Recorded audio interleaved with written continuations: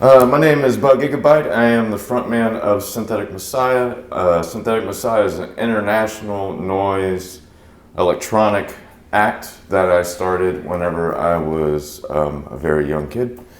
I have training in horn, guitar, keyboard, and just pretty much anything in that area, normal band stuff type things.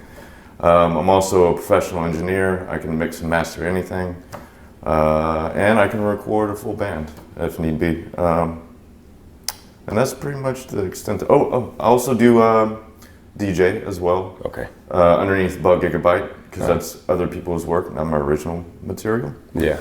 And I'm also host goth and EDM events throughout the South. Saw that, yeah.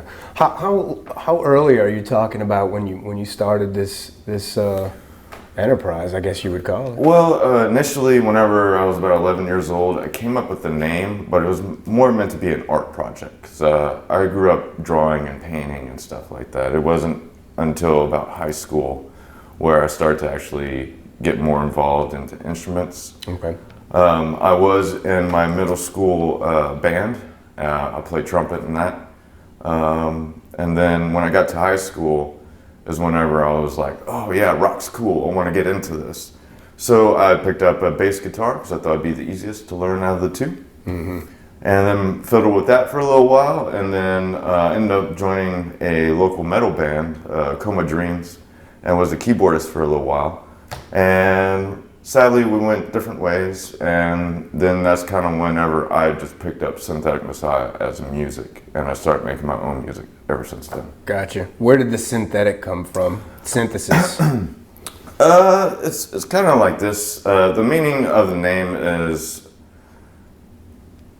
in the digital world, you can create anything you want. Mm-hmm. So Synthetic Messiah type situation. And it's had other meanings throughout the years, but that's really like the main core of what it is. Yeah, because it was an artistic aspect at first, and that was the synthesis, I guess you were speaking of, right? Yeah, well, with the art aspect, it was more or less creating a graffiti art situation. Okay. And I was so young, just trying to come up with stupid ideas, and sometimes those stupid ideas just work out. Yeah, yeah, man. And I'm turning 40 this year in August, okay. And so I've been doing this for a very long time, just trying to keep the band going, Sure. In the beginning, let's say when you were in school band, you said that was middle school or high school? Middle school. Middle school, okay. Mm-hmm. What kind of music are you listening to at that time? Because obviously it has nothing to do with the instrument you're playing. Correct. So I was getting more into like Beethoven and Mozart, but then at the same time I had an older sister that was living in the house. And she was listening to Nine Inch Nails and rock music, and that's kind of what got me into that genre in the first place. Wow. And more in middle school is why I'm more of an electronic musician than anything, is because that's when I started going into the EDM scene as a kid too. And so I have a plethora of musical influences that I try to just put in one package, What draws a kid to Beethoven? I think it's the professional training I had from middle school, and getting to that point where I want to hear more music like that. Mm-hmm. And so I basically just wanted to dive deeper into that type of style of music and that structure of music. Did it have anything to do with trumpet?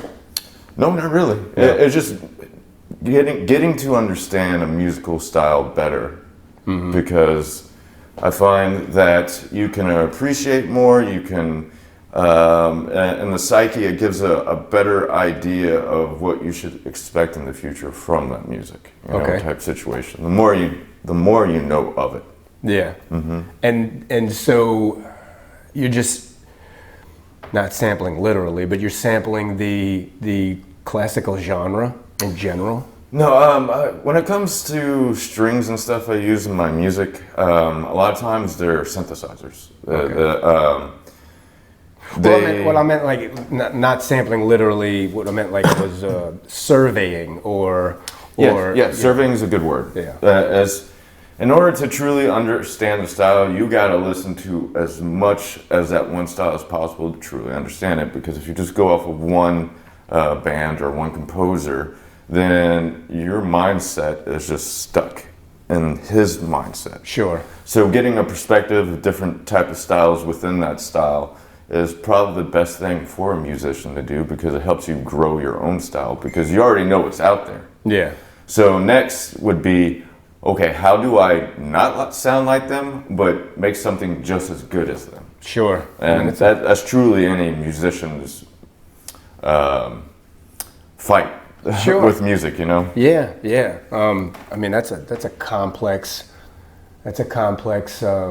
music style to really start off on, man. I mean, that's top of the curve. You know what I'm saying? And once you start listening to more pop and stuff, and you start to realize, like, sure, there's a melody, but it's not as complex as classical music. Sure. And I mean, you could take Madonna, how simple her music is. Compared to how complex classical is, is trying to take, nowadays, for me, is trying to take both of those elements and just kind of, you know, make my own gumbo type situation. There's a common thread in everything. I found it interesting. There's a guy, as a member of my site, he's on tour with Flesh Parade right now. George Casito is a bassist, and he will take a classical piece, Mozart or something, and then see how it translates to bass. He'll read the sheet music, play it on bass, and stream that. It's just funny because you're grabbing opposite ends of the earth and pulling them together just to see what if, you know. And that can be fascinating. That's how music should be. You got to experiment, and you got to just keep on gnawing at the fucking sound in order to just get it the way it should be to you, you know? Sure. Yeah, you got to massage it a little bit. Just work it in there. Yeah, that's funny. So you start playing other instruments, you grab a bass, and about what year is this era? So I would say late 90s. Late 90s? Yeah. Okay. And you grabbing a bass at the same time that you are exploring EDM? Yeah, not necessarily making it, but going to experience raves and the rave culture. Gotcha. And so that kind of opened up my eyes to the DJ side of thing. And then all my life I just kind of go to raves because I love going, you know? Sure.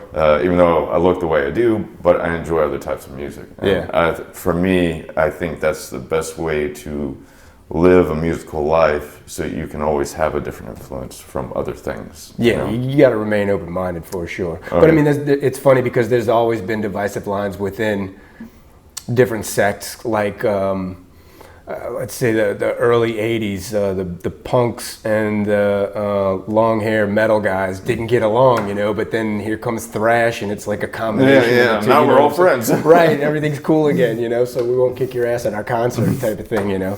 So I mean, it's funny. You took an uncommon approach, I would say, because it was early on. That's something that seems to occur to people later on in life, the musical life.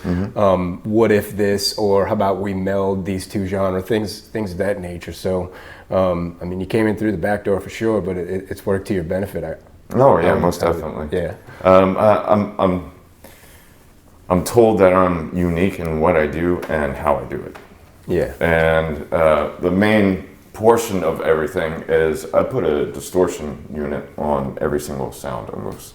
Okay. That's what gives it that industrial edge. Yeah. And that either warmth or that cold, like hard sound type sound. Sure. Yeah, you can give a feeling to it with resonance and stuff. I've heard of a guy that I interviewed recently, Philip Hickok, and he grew up in a factory basically because many of his family members worked there. So as a child after school, he would find himself there, and he was drawn to the syncopation of the industrial sounds. And it started him off on that tangent, pursuing those sounds and rhythms. And it's funny that you talk about distorting sounds to kind of realize a new version of a sound or something that you've painted yourself, you know what I'm saying?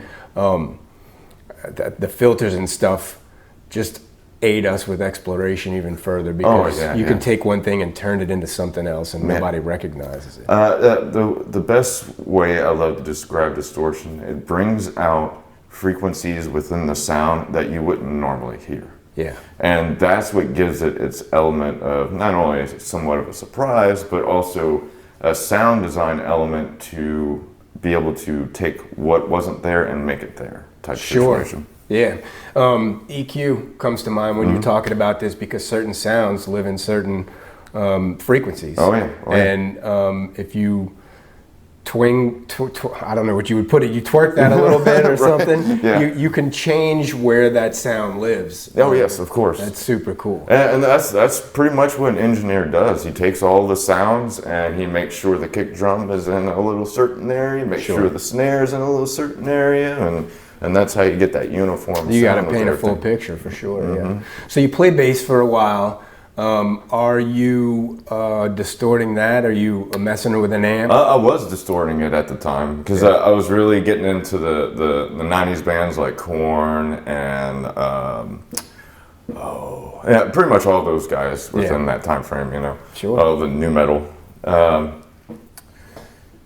So with that said, I always loved the way Fieldy's bass on Korn sounded, and so I always try to replicate that slapping type hard sound from the bass itself. Yeah, that's awesome. Yeah. So that's kind of what led me further into more distortion type situations. Gotcha. And when I started messing with the bass, I started getting some really cool stuff. And they had bands like Dead Sea, which is Cher's kid, his band. I don't know if they do anything anymore, but they were in the 90s. And he had the similar sound with that bass type sound, but it was synthesizers layered on top. Gotcha. So when those bands came around, I was like, oh yeah, I like that. I want to do that, you know. And it just brought me to my music in a whole new other level and how I want to go about things. Sure.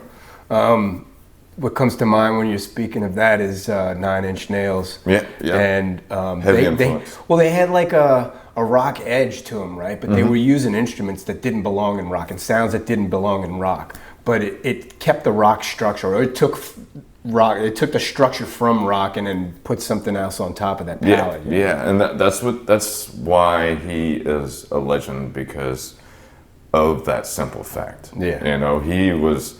I mean, I'm not going to say he's the first to do it, because concrete music was since like the 1920s, and that's like the industrial type sound. Okay.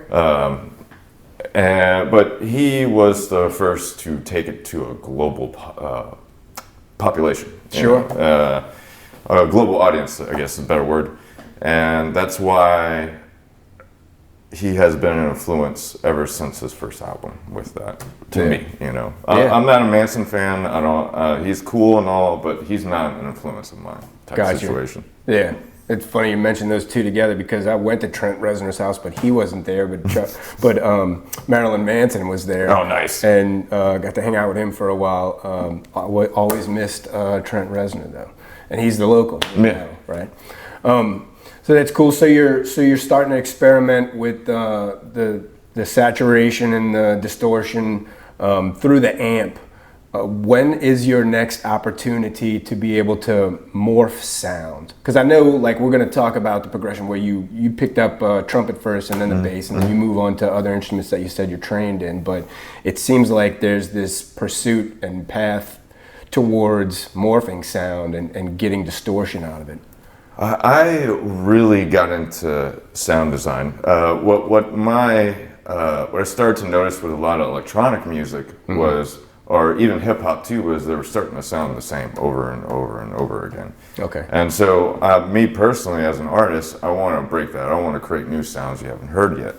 And so that really put me on the path forward of diving even further into distortion and plugins that can distort and all different types of ways. Yeah. And I guess that's really prevalent in my earlier works compared to what is now, because even though I'm still distorting, I've actually learned to make it sound softer.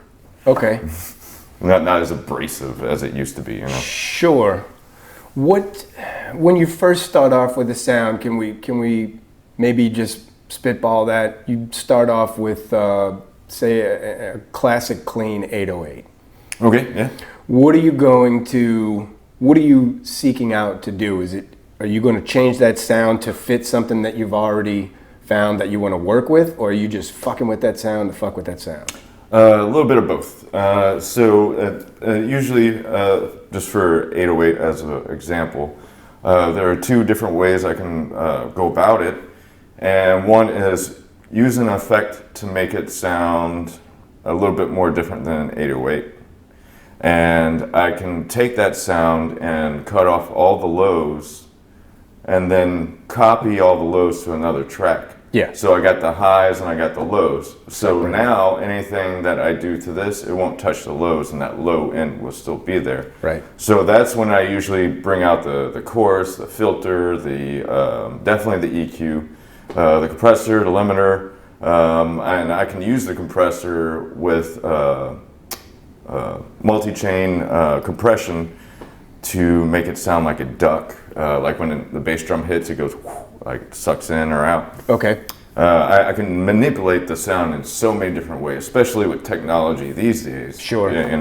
Sometimes they make plugins and you just put it on and that's it. Right. You don't have to touch anymore. Well, that's cool and all if I'm trying to get a rough mix, but if I want to get something more going, I'll dig deeper and dive deeper into whatever I'm working on. But back to the 808 sound, after I get all of that, that's when I apply my distortion. So now I got this distorted mess of a kick drum, which is an 808, and I still have that low clean in. And right. I compress them together, and now I got this brutal, just like hardcore, just a kick drum. That's it, Yeah. And then I kind of apply that to all the other instruments as well, I cut all the lows that don't need to be there, and make sure it just sounds nice and clean at the same time. Because that's the real hard part with distortion, is making it sound clean. Yes. And it could get so dirty, but if you don't know the tricks to make it sound clean, then it's always going to sound dirty. Yeah. What's the end goal at times? Do you see a common theme besides getting everything sanitary, so to speak? Is it, do you use some of the same effects on instruments across the board in that song to give it kind of some cohesion, or yes. Do you like the contrast? Like what really turns you on about it? So to answer that question is two parts. The first part is, does it need reverb? I always ask myself, do I want this sound to sound big or do I want it to sound clean? Mm-hmm. If you have too much reverb, it's gonna sound like it's all the way back in the forest. If you apply the right amount, then it's close, and the echo, not necessarily echo, but the reverb right. itself sounds better and more coherent. After I decide if I need reverb or not, or just keep it clean, that's when I add my EQ, and in this order, then I add my compressor, and then I add a limiter. What I do with the EQ is, like I was talking about the 808 earlier, is I cut all the lows, or add the lows, or whatever I need to do with the EQ. When I get to the compressor, I make sure the attack and how much is being compressed on the instrument. And usually when it comes to kick drums, you want a faster attack. With bass and strings and stuff, you want a longer attack. Sure. And then once I get all that dialed in on whatever I'm working on, then I'll put the limiter on right after the compressor. And I'm doing this for every single individual track. I'm not doing this as a whole yet. Right, yeah. And once I put the limiter on, limiters are very straightforward. Once you start seeing that clipping, that means you're doing good, but you just don't want too much of it because right. It just squashes everything and you lose the dynamics of the sound. And that's very important too, since we're getting more, well, we've been in a loudness war with music for a very long time, and now we're getting back to the point where it's starting to get a little bit quieter and have more dynamics. The resurrection of vinyl is a great example of that, because On vinyl, it's mastered differently compared to if it was digitally mastered for like streaming services. Oh, please elaborate on that, because there's always been someone that says it was better on vinyl, and then just call him a purist and dismiss him because digital is Jesus, and it's not the case. The frequency range of what the vinyl can capture is very limited to what you hear as digital. Okay. That's why they always think it sounds better, is because they're hearing a warmer version of it. Okay. And it was mastered, so the warmer parts that you're losing doesn't make everything else in the middle and the low end sound out of place. Mm-hmm. And that's all what they're doing. And yeah, so if someone says it sounds better, just be like, fuck yeah, it does. Yeah. Well, I mean, I've got a record collection, so I'm biased, you know what I'm saying? But I mean, when I speak about records, I don't so much go for the precision of the audio as I do the substance and the fact that you can smell it, and the fact that it was pressed when this was at its height, or when it was hopeful that it was going to get high, and then it soared to high heights, and then it just kind of got forgotten. And isn't that a shame? You know, it's all sentiment with me. Oh, yeah. But I love that it's coming back in a sense, because it's a new generation is appreciating something that was vibrant in our lifetime. Sure. And was the only way to get music at some point in time. So for them to bring that back is really awesome. I just hope that CDs kind of disappears a little bit more, because you know, that was a lot carrying everything around. Yeah. Especially in your car, you gotta flip out your fucking binder and you're just like, yeah, not this one. Well, you know, it's funny, when they came out with CDs, immediately all of your stories that you're able to tell, all of the art that you're able to display, everything was cut down to a quarter of its original size. Yeah. And what's odd to me also about the resurgence in vinyl is it's happening at a time when digital is attacking the structure of an album, right? Because everybody's just releasing singles now, because nobody pays attention to a full album, when really a full album is kind of like a DJ set. You want to climb, you want to reach a precipice, and then you want to kind of let them down for a minute, and maybe you bring them back up, but it's a journey, right? Yeah. And these albums are a depiction of that journey. Yeah. Whereas the single is just a snippet in time, and it's, I don't know, it's not food for the soul, it's just a snack, you know what I'm saying? Yeah, most definitely. So, but as a DJ, I'm sure you like to see that even more now. All right, so this is my theory on full albums. I don't think bands should put out singles like they're telling people to do. And the reason being is, whenever you go to book and go do a tour, you're not going on tour to do a bunch of singles, you're going on tour to do your album. Yeah. And I think that's where the album should come into play, is like when you're trying to book tours. When it comes to singles, I think that's more or less like what you're saying, it's a snack. But at the same time, that little snack can go a lot further than the album can. And I think that it's a constant battle between what the digital world is doing and what's actually what you should be doing. Sure. And at some point, I feel that people are just gonna start releasing like 50-track albums, and that's just gonna be their discography. It's gonna be one giant album. It's not gonna be like single here, single, really? album. I think that's the future, to tell you the truth, because at some point, when it comes to promotion and how you promote an album and how you promote a single is completely different. When you're promoting a single, it's a short-term goal. When you promote an album, it's a long-term goal. Long-term goals are like 2 years. That's why a lot of huge bands that you see, they only come out with albums every once in a while. Sure. And the reason why they do that is because they're touring off those albums. 2, 3, 5 years, And that's why they don't make another album. And once they get done with that cycle, that's when they start to make new music, and they got a better approach of how they want to play their stuff live, you know? Yeah. And that helps out a band grow so much. But as far as like singles and stuff, I'm not too sure. I like doing it every once in a while, and I think that's just to kick the algorithms up a notch. That's what we're up against anyway, really. And but if you promote an album right, you could do the same thing, just in a different approach. Yeah. So for a single, it's like 3 to 6 months you're supposed to promote it. For an album, like 2 to 5 years. With that said, the album, the way you promote it is like each month you devote a track for each month. Yeah. Okay. And that's how you promote an album. Whereas a single, once the couple months go, all the hype went away. Yeah. So if you keep that hype alive of that album, then you can go on and do better things. You know? Yeah. Gotcha. When were you first releasing music? This was 2010, I think it was.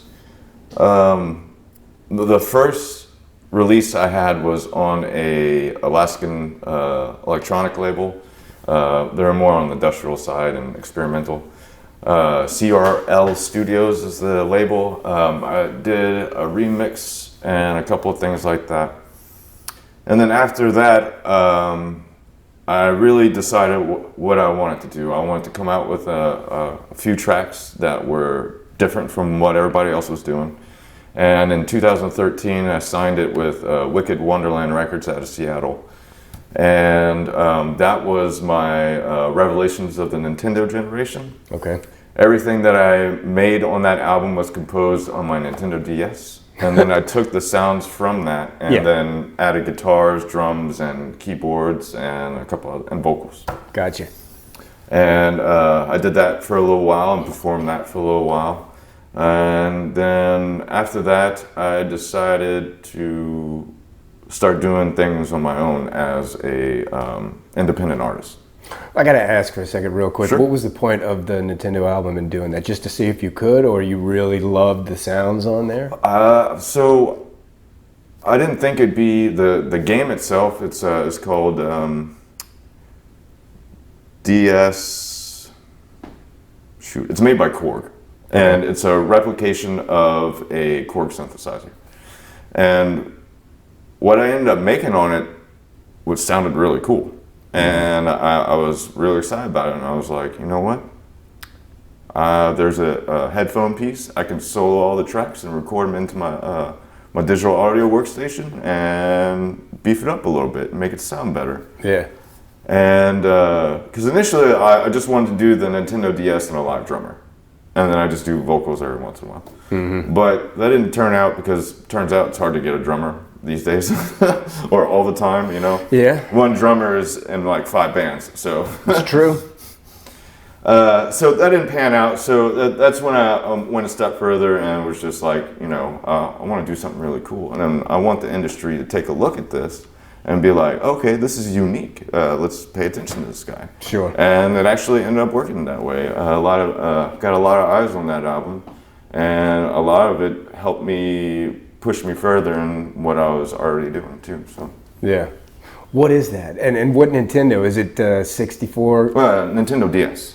DS. Yeah, the little handheld. But the quality, is it 64-bit? Like, what are the sound quality? I think it'd be 16-bit. 16-bit. Yeah. Okay. Wow. All right. It's not 8-bit to where it sounds like, you know, Atari or something like that. Right. So it has a lot more depth. 16-bit is MP3 quality. So. Okay, I got you. So and you got interested in trying to make full songs out of that, and I guess you just kept at it. And you said the game is the synthesizer? Yes. It's not really a game. It's just a synthesizer that you can program the beats and the sounds. Got you. Okay. And they got the chaos pad on it, so if like a synth is playing like a straight note, like then you can take it and just go wow. That's cool. Yeah. So following playing bass, what instrument did you move to? Guitar. Okay. And the reason why is after playing with all the distortion on the bass, I got comfortable and understood what it actually takes to play guitar. And I was like, well, they are a little bit smaller strings. I think I can handle that because I'm obviously doing really well on bass. So I moved to that, and that was the weirdest feeling. I still remember it to this day. And I was like, oh my God, these things are so small. Yeah. And then I've been playing guitar ever since then. I still play guitar, mainly just for myself these days. I don't put too much guitars into my music because of my synths already sound that way. Yeah. But I will, after I finish a trip hop album, a drum and bass album, and one other album. That one, the last one's for my book, my part 2 and what I'm writing. And so after I'm done with those 3 things, I'm gonna go do a guitar album. Okay. And it's gonna be along the lines of probably not as complex as Tool, but still stoner rock. Okay. And have more of like a blues vibe to it than anything. Stoner rock with a blues vibe, and you mentioned Tool. What are these time signatures going to look like? It's probably going to be 4/4. I don't really venture outside of that. Okay, because Tool can sometimes go off on a tangent. They're crazy with their time signatures. Yeah. But no, I don't. To me, it's. I'm so used to writing in 4/4. My body runs on 4/4. Like I can play any drum beat on 4/4. Yeah. So. But anything beyond that is, I get fucked up. I'm a stoner. So the easier, the better, in a sense for me. Yeah. I do have deep thought within my music, but when it comes to like time signature, it's 4/4. I just feel humans are designed to have a constant beat, and they move to the music when the beat is constant. Sure. When you picked up the guitar, was it still nu metal, or were you venturing out from there? When I picked up guitar, I was heavily listening to Cradle of Filth. Okay. And so I can fast pick. I can play metal. I can play death metal. Pretty much anything on the sun I can play. But it's just I don't want to commit myself to playing guitar. All right. If I write all the guitar tracks, then someone else is going to play guitar for me. Because I just like being on stage, jumping around like an idiot and singing. Sure. Anything beyond that is I want someone else to do it for me. Yeah, but you know what? It's not as if you're a stranger to the technical aspect of these things, because you enjoy mixing and mastering, and you've enjoyed dissecting music in general. So, I mean, you have that over somebody that would really mean it when they say, I just want to rock. You know what I mean? Yeah. So, I mean, I find that kind of surprising. Hey, have you heard about Neworleansmusicians.com? It's a place where articles, music videos, interviews, and streaming music from Louisiana musicians can be found. Fans can join free. Music business professionals can join free too. And Louisiana musicians can join for free as well. It's also the place where Louisiana bands go to network and get free promotion. We've definitely got plenty, like this band. Check them out. The tears the boys put on drip from the bottles that they hide. She's the only one who cried. When did keyboard come into the mix? So when I joined a high school death metal band, around that same time, I was getting into guitar too. They were looking for a keyboardist, and I was sitting right next to the guy, and he said, "Man, I think we need a keyboardist." And I was like, "You know what? I'll do it." No prior experience.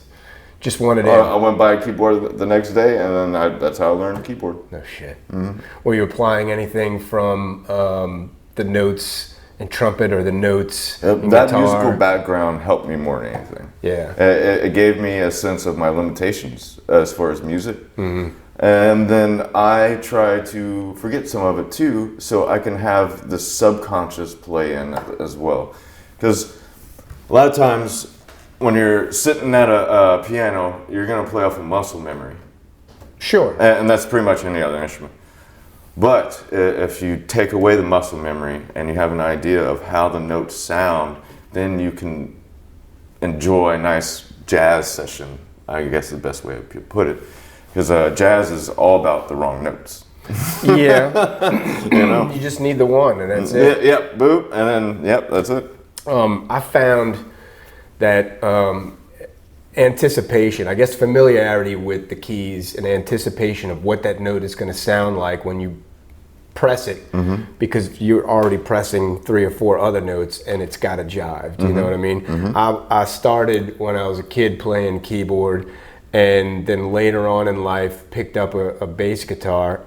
I've sat with a guitar before, but it just messed my head up because it's overlapping keys essentially on a guitar neck. Yeah. Now I've been told, you know, if you're shown like the E chord or something like that, that it'll basically dissect how the neck is structured, and I'm sure I would need that and not just me sitting down with it, because I don't spend any time figuring things out. I'm trying to spend time coming up with a tune. Do you know what I mean? Right, I'm so impatient. It's like getting some new software and you're like, I don't need to know how that works. I just want to make this thing happen, and you keep doing it until it happens, and you've not learned anything except for that one thing, you know, but you spend who knows how many hours dealing with it. So I mean, kudos for that, you know.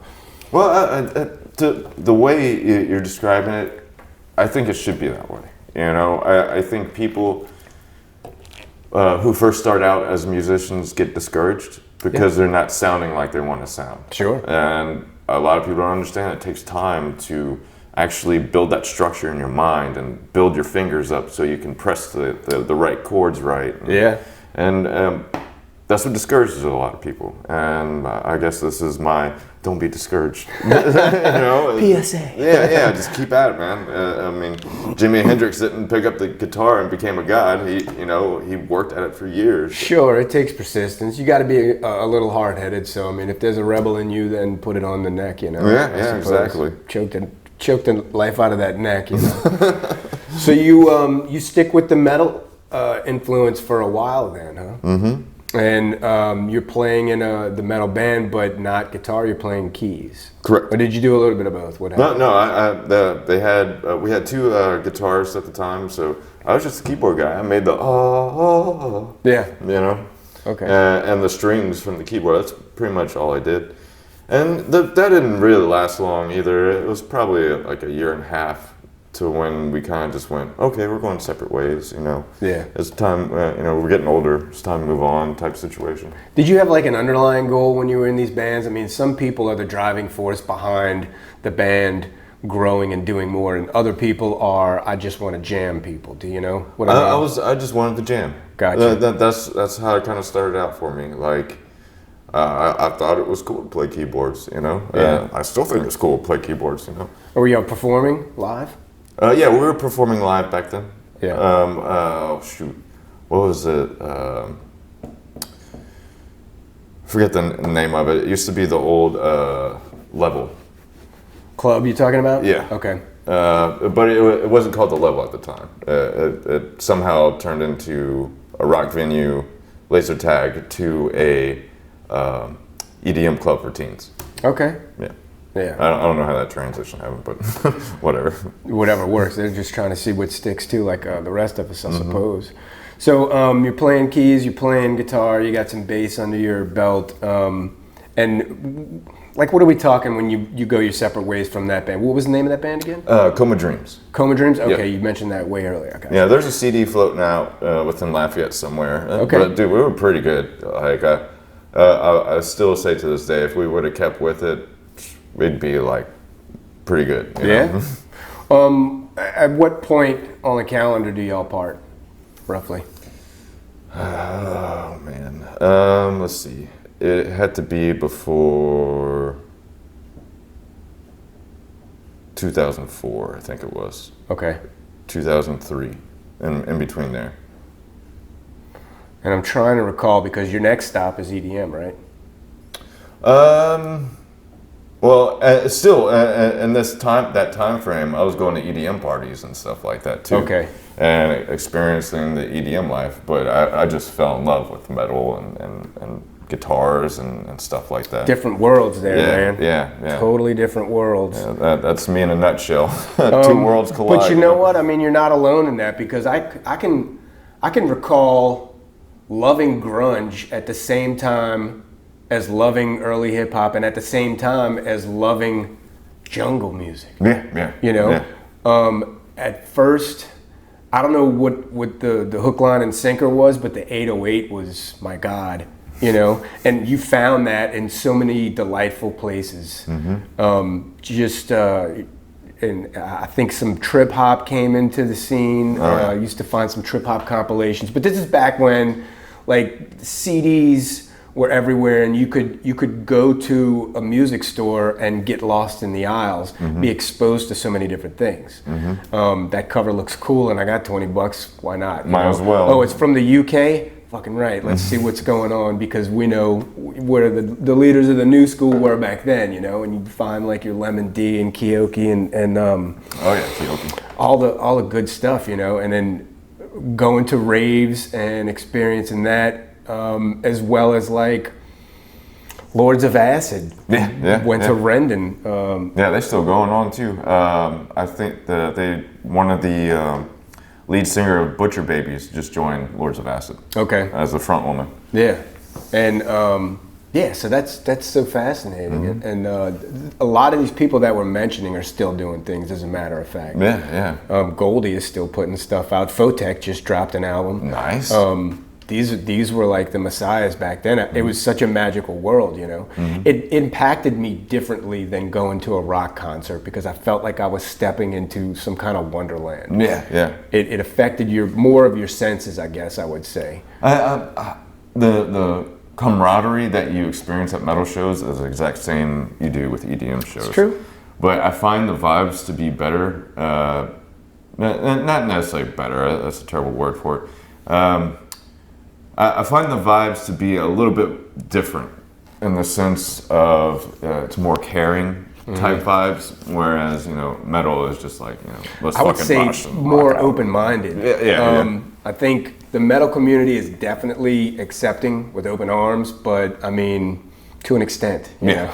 You're not going to come in there with a pink afro on, because they're going to be like, yeah, you're cool, get the fuck out of here. Right. Do it quick, you know. But I guess that's part of what I found in the rave scene too. That's so funny. So when does it start? When does DJing start for you? It wasn't until to tell you the truth, I never wanted to DJ. No? No. I got into DJing because I saw it as another way to self-promote myself. Okay. So what is this guy DJing that does goth industrial electronic music? Well, actually DJ dubstep and stuff like that, because I DJ the stuff that influences me electronically. Okay. And that's anywhere from drum and bass, house music, and dubstep, and a little bit of breakbeat, but not too much. Yeah.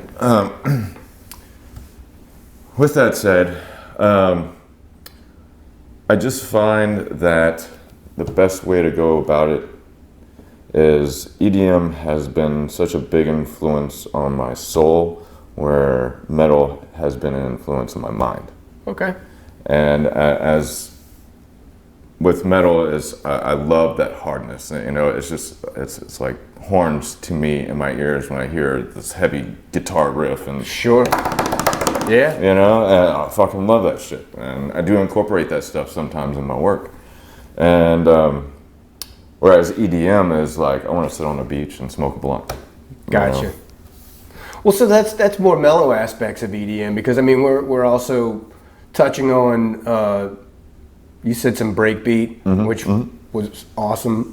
Some jungle music we were talking about earlier. It just seems like EDM houses more, I guess, a wider spectrum. I don't know, but I'm probably full of shit, because now that I'm thinking about it, I mean, you have somber songs in metal and heavy songs that aren't exactly like trying to punch a hole in the wall heavy. They're heavy with emotion. So it's really funny how you can go all over the map on both. Oh yeah, that's how they're like in a lot of similarities. If you just get the music portion out of your mind and how it's actually structured, it's the same way. Yeah. And the same thing with bluegrass, same way with hip hop or rap. And some people call those two different things. But that's the best part of music. Like, we have been alive for so long. Mm-hmm. I don't care what you say, it's not new. It's just being recycled. Yeah. You know, and I'll give it.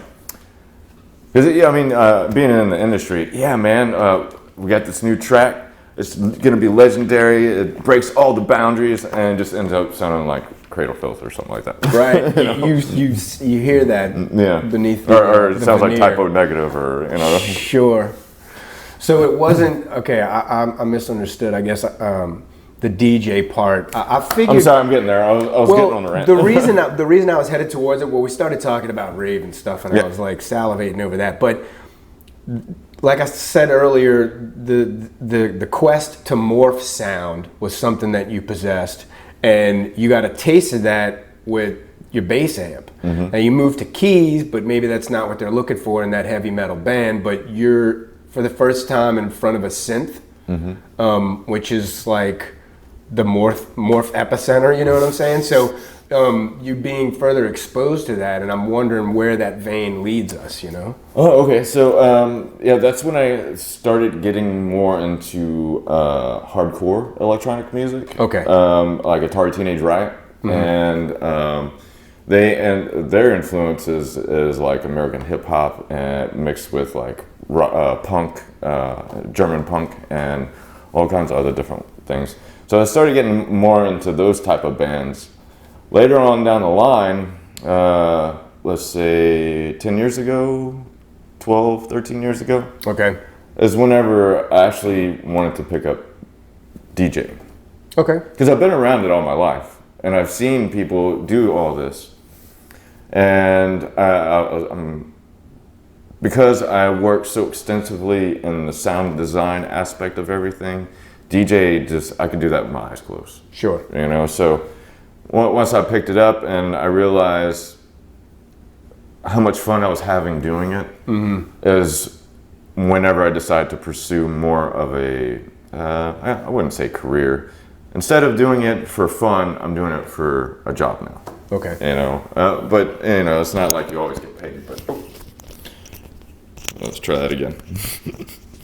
You're good. So you start. I guess the experimental aspect appealed to you most, and it broadens. I'm not gonna say broadens your horizon. It's corny, but it kind of increases your ability to mess with sound, to change soundscapes. Yes, and you can. It's taking your mind and pushing the boundaries of your mind, because when it comes to creating new stuff, the only limitations are your imagination. Sure. And so once you have an idea of how far you can push that boundary, then you get a better idea how much further you can push it yourself. Yeah. And a lot of times, especially nowadays, it's hard to push those boundaries because it's already been done. I suppose. What do you do when you have a session by yourself? I get really stoned and I sit there and I make something until my body, my mind just says, yes, this is what I wanted to hear. Yeah. And does that more lie in frequencies or structure? Because you said you're on a 4/4, so I mean, that's not going to really unlock a psychological aspect. I really haven't found that answer for myself, but to put it into a better way of how I actually feel about it is, I think it's if I'm not getting hairs standing, I'll keep on working on it. Gotcha. That's the best way I can say it. It's not like I have some type of spirit guide saying, "Hey, no, change that kick." You know, right? No, I just keep on going until this is making me move. I'm enjoying this. Yeah. And that's the whole point of being a musician, because, I mean, you make one track, you're gonna have to play that track 30 billion times. Sure. do not make a track that you're gonna hate playing every single time. Yeah. You know? And that's what I try to do. So when I get on stage, I have that exact same energy, excitement on hearing it on a bigger sound and performing it. Sure. And that gets me more in the mood to jump around and do crazy things. You know? Well, let me ask you too, when you're kind of figuring things out, the composition stage, are you bearing in mind that you're going to have to do this live? In other words, you have to leave some elements remain physical and not automated. You might make a loop, but you intend to drop this on top of that and then mash this with this. You don't record those two pieces. Do you understand what I'm saying? Definitely understand. So you're making your own keyboard, if you will. I don't even know how to put it into words. Hopefully the people out there understand what I'm trying to say. But you're leaving elements to be done live while you're making this. Well, it really depends on who I play with. If I'm playing with a metal act, I'll have a live guitarist on stage. If I am playing with a bunch of DJs, then it'll just be me on stage. And I'll be doing more of my dance stuff. I've made a lot of rock-oriented music for that reason, because I leave it simple. So when I do have that live situation, the guitars can actually shine instead of being part of the background. Sure. You know, and that's It's when a like spectacle solos. too. I mean, it's kind of cool. Yeah. That's when solos come into play, Sure. and that's why I don't do too many solos, because I want a live guitarist to do it. You know. Yeah. But that's also depending on who we play with. So it just really depends on what I'm doing at the time. Sure. I mean, I'm sure there's a lot of particular ins and outs, but during the process of creating, you're bearing in mind that some of the stuff is this going to be by myself, or is this going to be with the guitarist? Right. That's how I pretty much split everything. Yeah. As far as the gear that you're using, I mean, your name's Bug Gig, so we're going to have to get some technical out of you. All right. You can nerd out on some tech stuff, and hopefully a lot of people that are into that can identify with some of the stuff that's your babies, your equipment. So my where I get all my orchestra sounds from is the Triton keyboard. Okay. It has such a good orchestra sound to it, and I don't feel like I'm cheating too much because I'm using a keyboard, you know, and it's all digital. But at some point, you know, you got it. It's cheaper to do that than hire an actual symphony to do anything. In the beginning, I used to collect a ton of hardware, because at the time computers weren't fast enough, and I mean you could still do stuff on computers, but the latency thing was killing me type of situation. And if you don't have like the best computer on the planet, then you won't be able to record audio too much. But nowadays it's a different story. You can do everything on a fucking iPad. Sure. So with that said, instead of having a room full of synthesizers, I have a library full of virtual instruments. Okay. Now this is where you have your hardware and your software guys fight. Hardware guys say, sounds the best. Digital guys say, no, this sounds the best. They're both right. Well, synthetic sounds, I guess it's according to your MIDI trigger. How good is that? Because like you said, latency is the beast, you know? That's funny, I don't know. But I'm sorry, go on. It should be a t-shirt, latency is the beast. Right.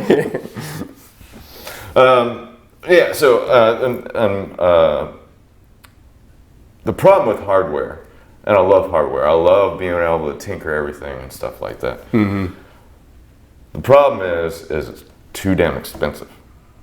And if you don't have a trust fund or anything like that, then good luck on trying to get a shit ton of equipment. Yeah. So, and I'm not a trust fund baby, so I didn't have any money to do any of that. So I started getting more digital. And I started to find that some of these companies were getting more experimental with the sound underneath not the parts, but the coding and the way things were coded. Yeah. They could get it to sound exactly like the hardware. Okay. So at some point, it was pointless for me to buy hardware whenever I can have a MIDI controller controls 20 different synthesizers all at once. Sure. Yeah. And that's just me, you know. I know a ton of people out in New Orleans that strictly just do hardware. And there's nothing wrong with that. In fact, more kudos to you. It's just, I'm not that type of act. You know? Yeah, the New Orleans synth cult. Yeah. That guy Philip Hickok, it was funny because we did this little back and forth session where he talked about his equipment, and it was almost never ending. And this is a guy who's like, I believe I'm just gonna go to Japan for a while. And I'm like, how the hell are you gonna get there, dude? You got like 2,000 pounds worth of equipment. And he's like, well, I'm gonna have to start selling this stuff, you know? But it comes and it goes, I guess. And some of them are so precious. I had an MPC 1000 for a while, and you feel like you owned a classic car or something, you know what I'm saying? It's basically the same premise. Not the digital ones, but the ones that are more analog synthesizers. They, all right, so what I'm talking about right now is physical keyboards. They're either digital or analog. Right. And so the analog ones tend to go up in price over time. Right. Digital ones, not so much. They get a little bit cheaper over time. Yeah. But usually those that go up in price, they're like from the 80s, early 90s. And that's why they're so expensive, because you can get that vintage sound. Right, a classic sound, yeah. That's funny. So do you have any analog pieces?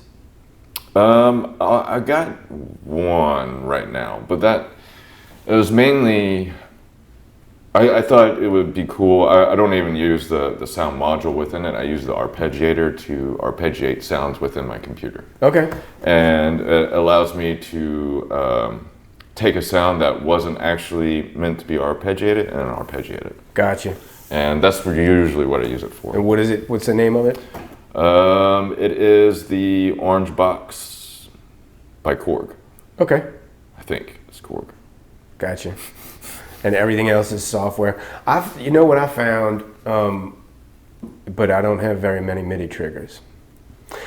I love looping stuff. I love going to create a loop. I love going to create a beat and then looping that and then creating another beat on top of it with different sounds. I get addicted to that. I could write something like that for like 20, 30 minutes and then just let that play while I go do other stuff that I have to do on the computer. Nice. I don't know why. It just puts me in a trance, you know? Yeah. So it's like the you know, that moment, you know? But what do you do to get off the grid, in other words? Because when I'm without MIDI triggers, with the MIDI trigger, you're fighting latency. Without MIDI triggers, you're on a grid. You're on a time signature. What do you do to steer clear of that? Because it's a saboteur. So you could still stay on the grid and still be offbeat. Yeah, to an extent. I mean, to an extent. It takes a long time to humanize, quote unquote, humanize percussion, doing what you're talking about. What I find, if you're not playing to a kick track whenever you are laying some drums down, and you go back later, it could really fuck you up, because if it's not on time, then you have elements where you might have to play guitar a little bit faster or slow it down, you know? Right. And I find the more on beat the sound is, it will push the musicians to become better musicians. For instance, when I do play live, and more of the rock stuff, I've had drummers and stuff like that. Drummers couldn't keep time for nothing. And then when they started playing with me and a set time signature, they actually got better. Yeah. Because they were so used to having to play in time. But what style of music are we talking? Because I mean, Metal. there are styles that exaggerate the pocket, and there are styles that don't have one. Metal for sure. Okay. He was I wouldn't say predominant, but he was a well-known drummer in Lafayette for a little while. Okay. But I think if you want to become a better drummer, start playing to a metronome. Yeah, well, I mean, that's the studio guy in you for sure, because the studio guy, the first question he's going to ask is, can you play to a click? Because if you can't, then we got a problem. It's going to cost twice as much to accomplish the same goal, you know? And your recording's going to sound better too, because it's hard to explain because the best way to put it is whenever you are more on time with everything, it sounds more right. I get it. Even though you want to humanize it as much as possible. Sure. But at some point, if you're off, you're off. Yeah. And when you're listening to the record, you can tell, and it throws people off. Sure. So I always say, play in time no matter what. Not only is it going to make you a better musician, but your recordings are going to sound way better and more uniform. Yeah. You know. As far as your performances go, what's your favorite? Because you're all over the map, really. Tell you the truth, I love performing with a full band. The energy that gets brought to it just makes me go even more wild. And you're on keys for that? Just singing. Just singing? Yeah, okay. and usually queuing up stuff. Like samples and background music and stuff like that. Mm-hmm. But mainly singing and just acting like a dumbass on stage. Yeah. I wouldn't guess you to be the showman, because it seems like you've picked up a lot of behind the scenes pastimes, if you will. You know? Yeah. That's funny. I get that a lot. When people meet me, I'm very timid. I try to be much as a good person as possible. Yeah. You know, and provide respect to people and make sure they receive the right respect. But when you see me on stage, I'm just a wild man. I guess it's kind of like the Halloween costume, so to speak. You know, like it's a party atmosphere, but it kind of gives you freedom. Right. And it's really not an act. It's more or less myself letting go. Sure. And just having a great time doing it. Yeah. Yeah. Talk to me about Artmosphere, because that's something new that is starting up in Lafayette. Very exciting. 2 to 3 weeks, we're going to be reopening, but it will be underneath a different name. I can't say the new name yet. Okay. So just keep an eye out for that. The artist formerly known as Artmosphere in Lafayette. Right. Yeah.